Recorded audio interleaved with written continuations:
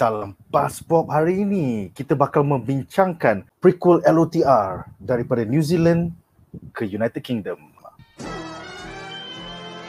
Ini agak mendadak ya kerana produksi siri prequel ini telah membawa perbelanjaan sebanyak US dollar 500 juta ke dalam ekonomi New Zealand, tapi hanya selepas semusim mereka decide to caw dan pergi ke UK. So kita ada dua quote menarik. Quote pertama daripada Oliver Dowden, Culture Secretary United Kingdom. Dia mengatakan, delighted to hear that Amazon will be making their blockbuster second season of LOTR right here in the UK. With our strengths in talent, production and the great environment created by UK government initiatives, including the creative tax reliefs and the film and TV restart scheme, it's clear that we are attracting the very best content makers in the world to our shores. Thousands of high-quality jobs all across the UK will be created and supported by LOTR television series. So this is a very exciting news as we build back better. Namun, Stuart Nash, Economic and Regional Development Minister di New Zealand pula agak sedih ya. Dia mengatakan, the Amazon Studios decision in no way reflects the capabilities of our local film industry or the talents of the people who work in it. This is a multinational company that has made a commercial choice. We're an easy country to do business in, and New Zealanders have a reputation for being highly skilled, innovative, and creative. Our locations are legendary, and we have competitive incentives and infrastructure. This, coupled with the government's management of the COVID-19 pandemic, positions us as an attractive partner for international productions. Jadi sebelum aku tanya panelis, agak penting untuk difahami bahawa produksi prequel LOTR ini bakal berlanjutan sehingga 5 atau 6 musim ya, dengan setiap musim membantu ekonomi tempatan dengan anggaran perbelanjaan sebanyak US 500 million. So bincangkan, adakah ini New Zealand kecil hati dan cuba nak cover line macam tak apa, kita okey lagi. Amazon je yang decide to caw. Dan ada ura-ura bahawa their stringent pandemic measures menyebabkan banyak produksi decides to go away daripada New Zealand. So walaupun New Zealand selamat, tapi dia orang rasa macam menyusahkan. Kau sampai sana kau kena quarantine 14 hari, and then kau nak bawa family kau kena quarantine 14 hari, then kena ada bubble system. So bagus untuk kesihatan ataupun ekonomi New Zealand, tapi juga affect ekonomi New Zealand to the point yang produksi-produksi semua lari ke Australia, ke UK dan ke Europe. So Faris, apakah pendapat kau tentang one was raising his hand just now. So okay. No. Aku tengah check aku punya point ni nanti. Ready cakap. I thought you were sorry. Okay. Permainan politik ah. Speaking of New Zealand, sebab kita cakap pasal orang New Zealand tadi, so now we are going to New Zealand. There are so many factors here, but cannot say which one is betul or not. Bagi pendapat aku, kalau as a director, as someone who's familiar with production, bila kau dah pergi kat satu negara tu, you stay there for as long as possible lah. It's macam kalau kau pergi shooting location dekat Penang, semua benda kau dah plan nak film kat Penang. You stay kat Penang as long as possible, unless your script requires you to go somewhere else. I think that was Amazon's original plan.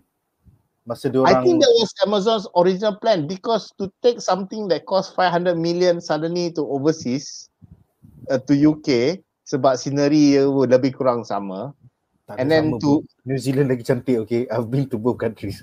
New Zealand memang the best. Okay, that's why we don't know how the script is. Maybe there was a decision that some of the sceneries in UK suits the jalan cerita. Okay, that's we don't know. We don't know what's their plan.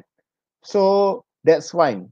But also there's a business side where, why would you want to spend money to go to the other side end of the world, when you got, a perfect place like New Zealand?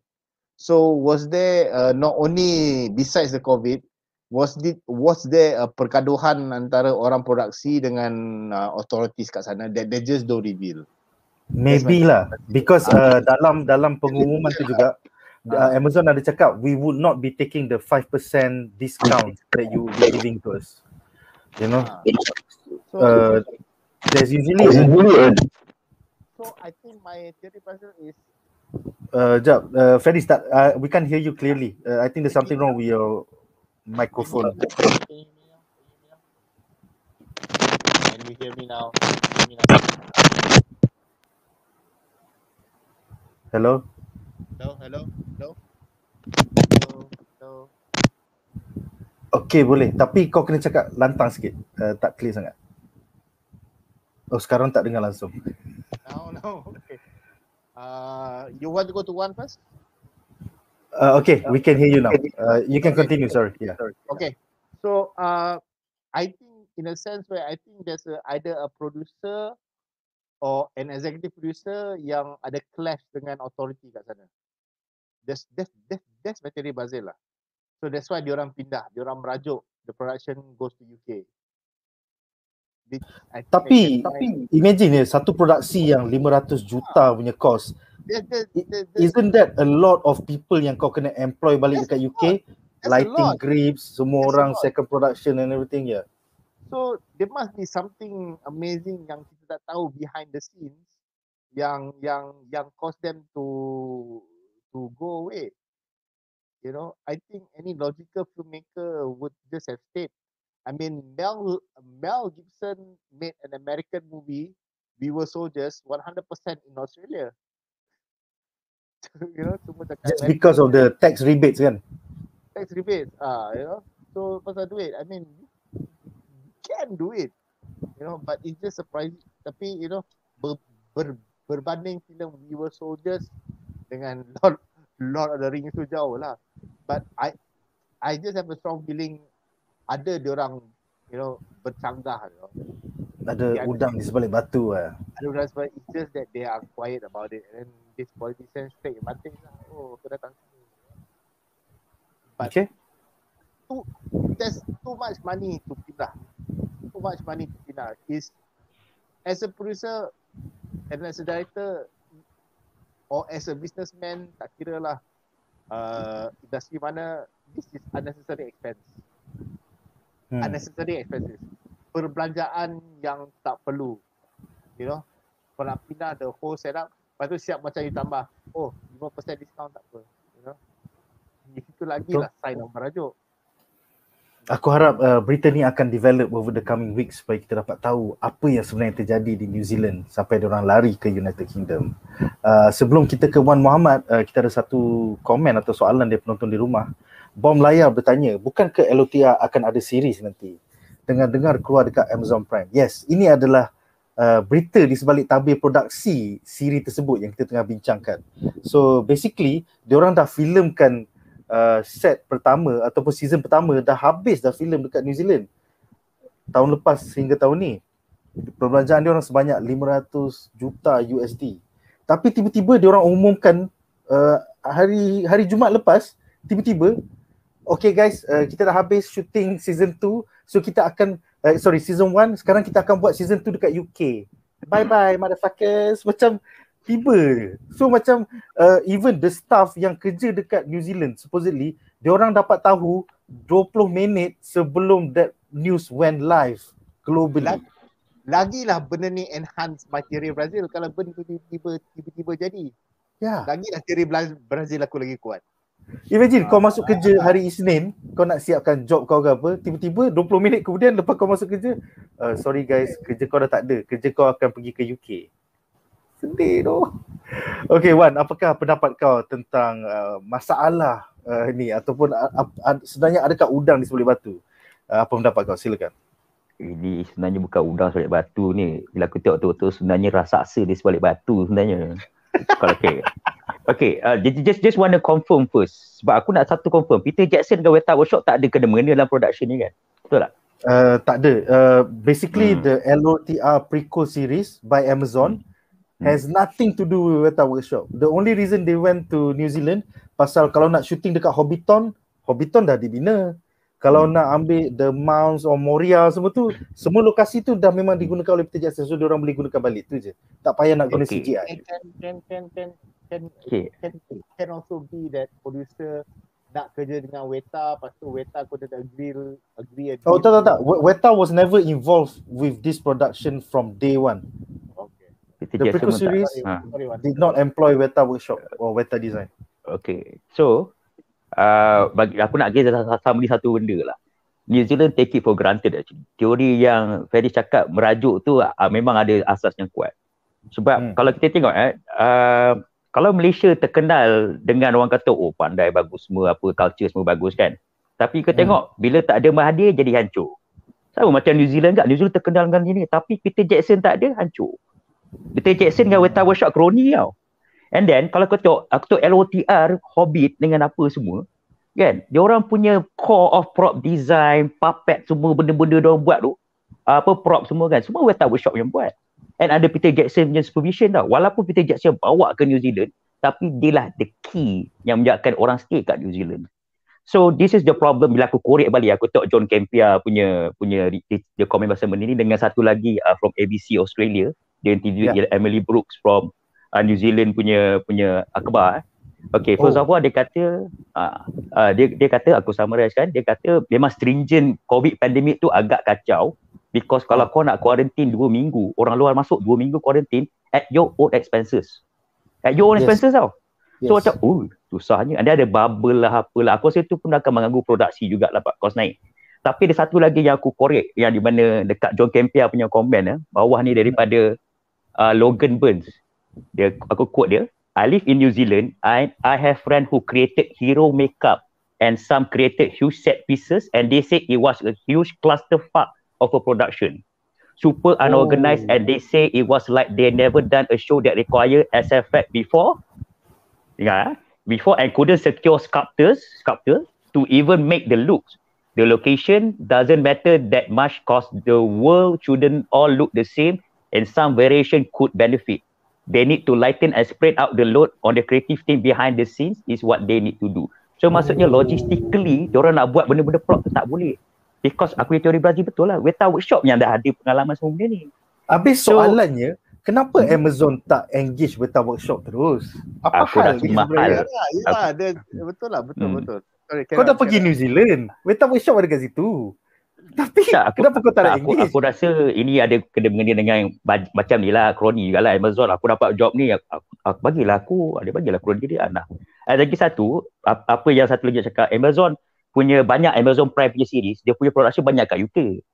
So maksudnya dia orang dah ada lighting grid semua, dia orang dah ada orang yang siap ada dah. So kalau dia nak bawa ke sana, senang saja dia ambil.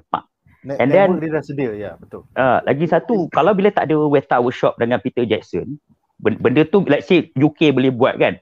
So di New Zealand, apa yang Emma Cumming pula cakap dekat dalam John Campea punya ni, dia cakap actually dia pergi New Zealand, dia boleh ambil saja short scene tu, waktu buat play untuk di CGI kan. Diorang dah ambil dah sekarang. Pasal dah satu season. Bastard betul Bezos ni. Tapi aku rasa bukan bastard lah. Aku rasa yang what we call that, the logistically yang dia tak dapat buat apa yang Weta Workshop boleh buat tu, yang buatkan diorang rasa pening kepala. Because diorang macam masuk hire orang-orang baru yang tak ada pengalaman macam benda ni kan. So bagi pendapat aku, that's the thing lah. Tapi satu je, kenapa tak engage Weta Workshop in the first place? Adakah ada politik yang dia tak suka Peter Jackson kan? Tak, pasal Peter Jackson baik dengan Warner Bros. Sedangkan ni projek Amazon. You know, so Ferris, pada pendapat kau, why did Amazon not engage Peter Jackson from day one? What the fuck? Atau Weta Workshop? They couldn't agree a deal lah. They couldn't agree. It all comes down to money lah. They couldn't agree. You know, before day one, they couldn't agree. Okay, you know, kau bayar aku so much, I will give you so much. It's simple business. I mean, I think any producer yang bangang atau junior atau yang tak ada experience pun, the first thing you think when you want to do Lord of the Rings dekat New Zealand is cari Peter Jackson. Yeah, it's as simple as that. It's as simple as that. You know, if let's say you are a Mat Salleh producer, you want to come to Malaysia, and the only name that you know is, let's say lah, Yusuf Aslam. Yusuf Aslam. Kau cari Yusuf Aslam. Betul. If you're a foreigner, like, it's not question of kulit mana, warna kulit ke apa. It's just that when you go to tempat orang, bila dekat negara kau dah dengar nama tu, kau cari orang tu. Kalau kau tak boleh cari Peter Jackson, carilah syarikat yang ada kaitan dengan Weta. But like one said, you can't even find the sculptors, you can't even find the person nak buat benda-benda yang simple. That means aku rasa whoever was the producer for this TV series, diorang either they did not agree a deal, or diorang pergi New Zealand tak nak cari Weta workshop. It's quite a waste lah, because 500 juta USD bukan sikit tau. Maksudnya it's not a case of kita tak ada budget banyak. So maybe dia ada persalahan ego ke antara Peter Jackson dengan Amazon ke, dengan producer siri ni ke. So that is the drama yang kita tak dapat dengar lagi. So anything? Okay, satu lagi, ada satu komen jugalah Peter Masa 25, dia kata different part of story may demand different terrain. Maksudnya kalau second age of Lord of the Ring, which is the prequel, dia bukan cerita pasal tempat kat Middle Earth tu, dia explore dekat Numenor, Valinor, Mordor, dekat tempat-tempat lain tau. So dia cakap juga New Zealand tak semestinya jadi tempat untuk dia shooting. Banyak lagi tempat kau boleh shooting berdasarkan setting-setting yang lain. Betul. Which is zaman sekarang di CGI, so lagilah senang. So betul lah. I mean, if you look at the most expensive fantasy series production in the world, Game of Thrones, diorang ada multiple location tau. Contohnya dekat Ireland tu represents the north. And then kau ada dekat Norway, also represent parts of beyond the north, beyond the wall. Lepas tu kau ada dekat Dubrovnik, kau dekat Croatia, that represents the south, iaitu King's Landing. So betul lah, kau perlukan lokasi-lokasi lain untuk represent tempat-tempat lain dalam dunia fantasi kau. So maybe season 1 was dekat New Zealand, maybe season 2 dekat UK tu pasal betul lah lokasi-lokasi lain lah. Back to what I said at the very beginning, kita tak tahu jalan cerita dia macam mana. Kita there. But the fact that one product yang sampai sculptor pun, can you hear me? Kena kuat sikit, kena kuat sikit Felix. Sampai all the roles yang kecil pun diorang susah nak cari orang. I mean, it could be jalan cerita lah, that requires them to go there. Okay. Yeah. Bagi pendapat aku, actually ada dua kat sini lah. Satu is orang tak engage Weta workshop is a big macam clusterfuck already. And then second, aku tu salah New Zealand juga. New Zealand macam take for granted Peter Jackson. Dia ingat New Zealand orang rata semua nak shooting. Sebenarnya dia tak tahu production value tu yang kuat. So actually the regional minister, aku rasa Amazon ni dia memang aku rasa dia nak stay lama kat situ tau. Tapi aku rasa dia regional minister tak tahu macam nak negotiate, nak lock. Dia take for granted. Kalau aku jadi New Zealand minister, aku nak lock dia sampai aku nak sini 5 season semua kat sini. No on this. So ada political opponent dia juga menyalahkan Stuart Nash. Kenapa kau tak lock 5 season terus, Hanat? Macam tu lah. Ya, betul.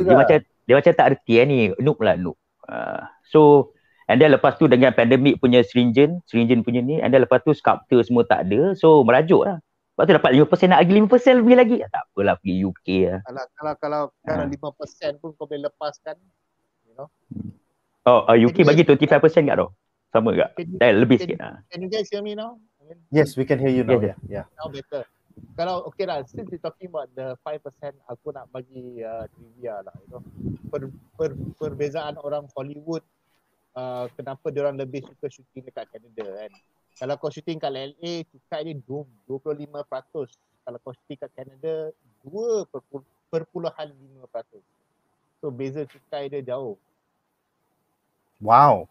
Sikitnya cukai dia. Sikit lah cukai dia. That's why dari zaman 90-an lah, you see the X-Files, you see even some other shows pun semua pergi Canada. Kalau dekat Atlanta, kenapa dia orang suka pergi Atlanta tu? Atlanta is 10 to 15%. I check with it. Kurang sikit lah. Kurang half price kau kena tax. So, kalau kau kat LA macam that is 25% dia of your. Wow. Kalau Atlanta, dia orang sebab Amerika dia pelik, dia cukai. Not only dari segi negara, dari segi negeri pun kau kena bayar cukai. California, Ya, biasalah. So semua ni produksi ni pergi ke Europe, pergi ke kadang-kadang datang ke Malaysia, semua ni untuk tax rebate lah. Contohnya macam Mandalorian kan buat post production kat sini dengan Finas collabo dapat 30% or something like that. So ada sebab lah, semua ni untuk menolong produksi. Aku ada satu benda yang aku geram dengan kita punya minister. Kenapa tak lawan balik, cakap bawa lah kat Malaysia. Kita boleh panggil Weta Workshop datang sini. Kita boleh panggil Weta Workshop datang sini. Oh, ambil semua. Oh. Kan aku sedih hanya, aku sedih kenapa tak pergi sini. Lepas tu bayar je. Tak faham lah. dia orang jawab lah, hutan New Zealand dengan hutan Malaysia lain bang. Bagi aku kalau kakak Hollywood dah bertapak dekat Malaysia, masa Universal Studios datang Singapura, aku cukup marah. Marah kenapa kau tak datang Malaysia. Jadi tak apa dengar. Kuat lagi. Kuat No, bila Universal Studios datang dekat sini, dekat Singapura, aku cukup marah kenapa tak datang Malaysia. Betul? My reason is tanah kita lagi besar daripada Singapura. Tapi kenapa kau pergi Singapura? That means someone must have done the business right lah, you know. Yeah, betul. Orang berbanding dengan orang kita. I think right around that time Jacob ada bercerita nak ajak USJ datang ke Malaysia. Sorry, USJ pula, Universal Studios Singapore, USS. USJ Jepun, sorry. Tapi itulah, in the end Jacob lose out the bid. So in the end Malaysia Singapore yang menang. So therefore kita dapatlah Legoland. Sedih je. I think they Yes. I think dia mesti nak tengok kita boleh ada talent ataupun benda-benda infrastruktur yang boleh maintain benda tu tau. Sebab macam kita tengok macam Weta Workshop ni, dia perlukan benda-benda macam tu juga. So I think dia kata Singapore boleh produce semua benda ni, kita tak ada cost untuk memaintainkan tu, mungkin lagi jimat kat Singapore because they all have the access. Kalau aku nak panggil barang baru masuk pun masuk port dia lagi cepat. Bila kat Malaysia macam-macam lah, lepas tu ada macam ni nak masuk ni kena.